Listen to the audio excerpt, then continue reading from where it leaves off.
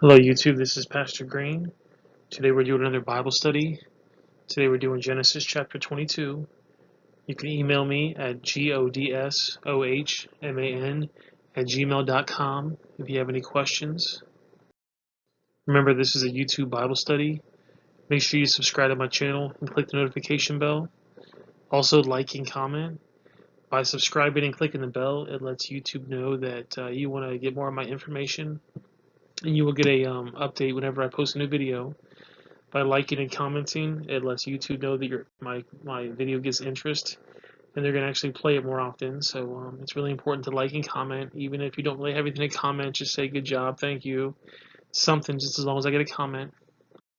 And like I say, today we're going to talk about Genesis 22, and we're going to start in verse 1. And it came to pass after these things, well, what things? It's a time of rest, prosperity, and fellowship with God. And back in Genesis 20, if you remember in verse 33, it says, And Abraham planted a grove in Beersheba, and called thereon the name of the Lord, the everlasting God. And Abraham sojourned in the Philistine land many days. So he was there many days. He planted a garden. He wanted to, spend some time with God. So back to verse 1. And it came to pass after these things that God did tempt Abraham. And he said unto him, Abraham, and he said, Behold, I am here. And the skeptics will say, well, that's a clear contradiction of the Bible. Chapter 22, verse 1 says God tempted Abraham. And James 1:13 says, Neither tempteth he any man. So people say that's a contradiction. But if you go over to James 1, verse 12, it says, Blessed is the man that endureth temptation. For when he is tried, he shall receive the crown of life, which the Lord has promised unto them that love him. It says, verse 13, Let no man say when he is tempted, I am tempted of God. For God cannot be tempted with evil, neither tempted of any man. So the scriptures would be right that God can't tempt you. If you go back to Hebrews 11:17, it says, By faith Abraham, when he was tried, offered up Isaac. And he that had received the promise offered up his only begotten son. So Hebrews is saying that he wasn't tempted, he was actually tried. So God himself interprets tempted to mean tried in this situation. Verse 2, And he said, Take now thy son, thine only son Isaac, whom thou lovest, and get thee into the land of Moriah, and offer him there to a burnt offering, upon one of the mountains which I will tell thee of. And Abraham rose early in the morning, and he saddled his ass, and took 2 of his young men with him, and Isaac his son, and clave the wood for the burnt offering, and rose up, and went into the place of which God had told him. And when on the 3rd day Abraham lifted his eyes, and saw the place afar off, and Abraham said unto his young men, Abide ye here with the ass, and I and the lad will go yonder and worship, and come again unto you.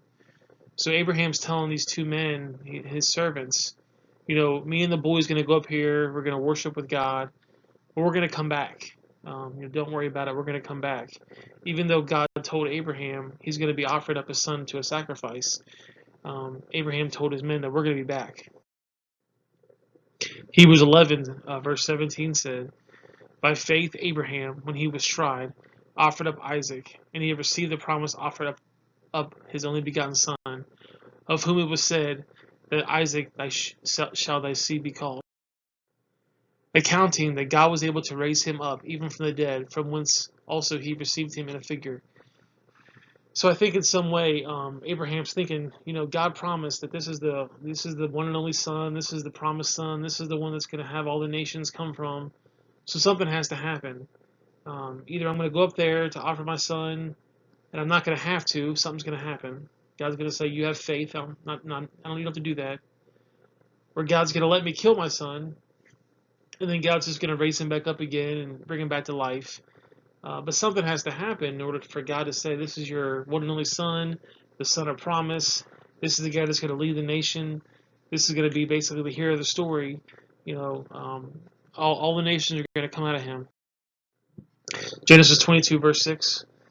And Abraham took the wood of the burnt offering, and laid it upon Isaac his son. And he took the fire in his hands, and the knife, and they went both of them together.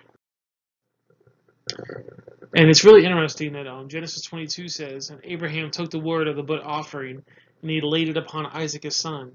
And it reminds you of Christ's crucifixion.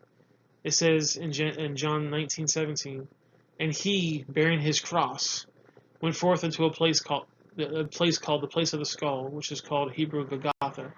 So when Christ was crucified, he actually had to burden the cross. He had to put the cross on his back and walk with it. And if you look at the story of Abraham and Isaac, Isaac had to actually carry this wood on his back as well.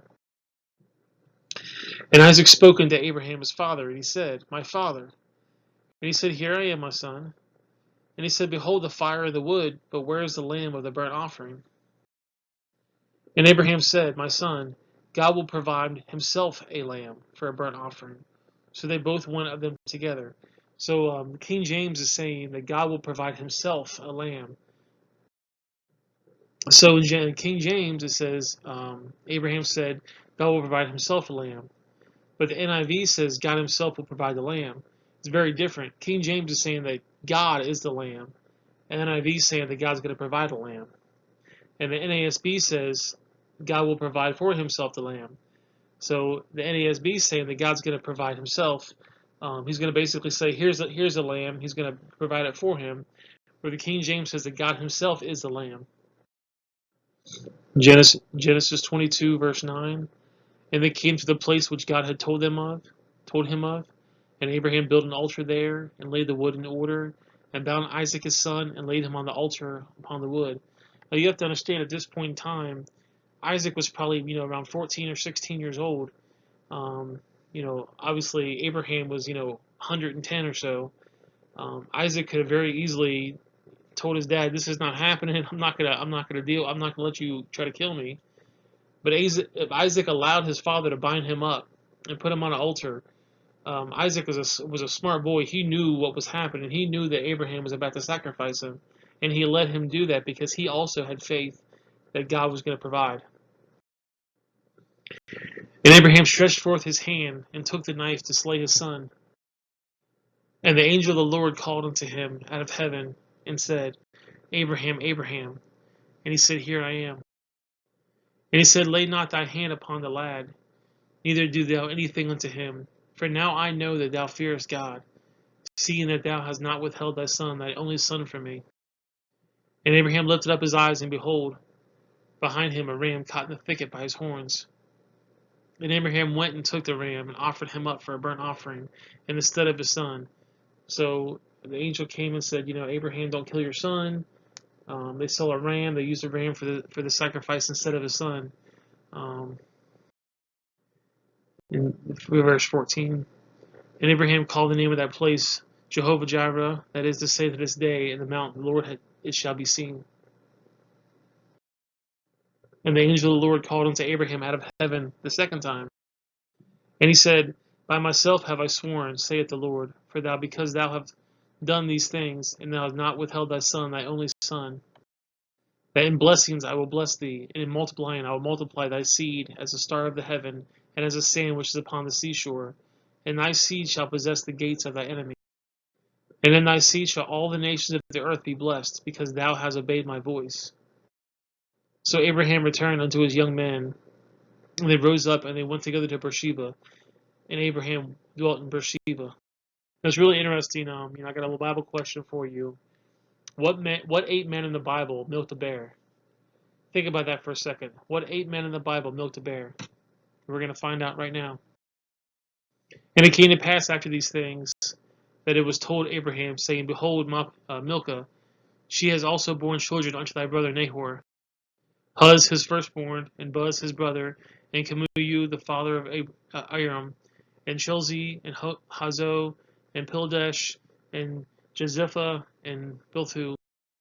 And Belthu begat Rebekah. These eight did milk a bear in Nahor, Abram's brother. So there's the 8 men that milk a bear. And Bethu begat Rebekah. These eight Milcah did bear unto Nahor, Abraham's brother. And his concubine, whose name was Rumah, she bare also Tibah, and Golam, and Tazash, and Michael. So I appreciate you guys following me again. I've been hearing a lot of people saying they like my Bible studies and they want me to do some more of the end time videos, so I'm going to start doing that. If you want to see more of my Bible studies, make sure you subscribe to my channel and click the bell. Also, like and comment. That helps me get a lot more views. And I will see you guys next time. Thank you very much.